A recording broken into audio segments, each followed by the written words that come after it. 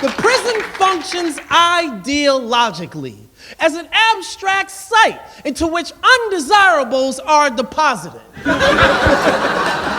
relieving us of the responsibility of thinking of the real issues afflicted those communities from which prisoners are drawn in such disproportionate numbers.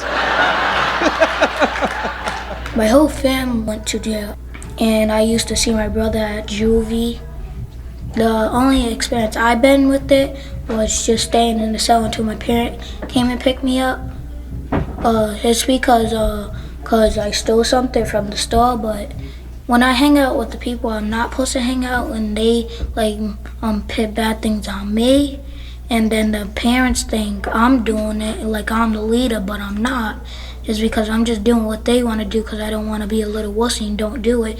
And they be like telling other parents, then you have no friends. I got suspended for pushing some kid in my classroom, and then the other reason is for slapping someone. I'm not bad, it's just it's the way I act, that's the way my life is. I can't change it.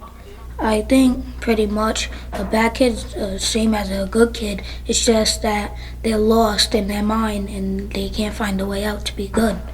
You're just being bad because the way you're feeling.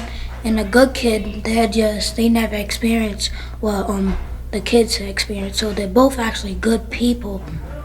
What motivates me is having the right friends be on your side, making people think you're a good person, and no one thinks you're a bad person, and you have someone to love. And the other reason is that, like, to do something good in life in the future, and instead of like smoking and stuff like that and doing bad things, going to jail, don't care.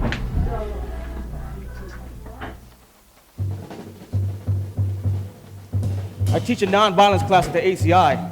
A lot of guys in my class, they shot each other. I mean, you got one guy from this part of the hood, south side, and then you got this guy from this part of the hood, east side.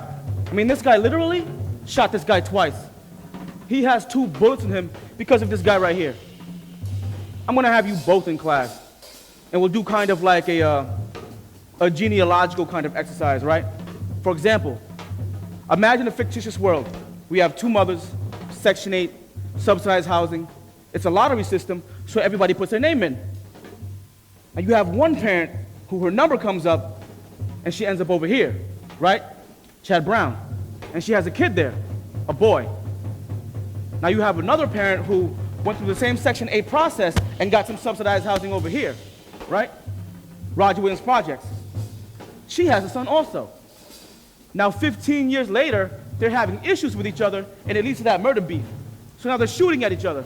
And the thing is, you're representing this side of the hood, Chad Brown, and you're representing over here, Roger Williams Projects, and it's kind of like, well, wait a minute.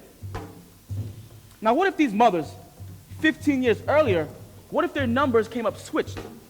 Then you, just as likely, would have been representing Chad Brown, and you would have been representing Roger Williams Projects. So what are you really mad at? I mean, both y'all are poor. Both of y'all were raised in a house of single mothers.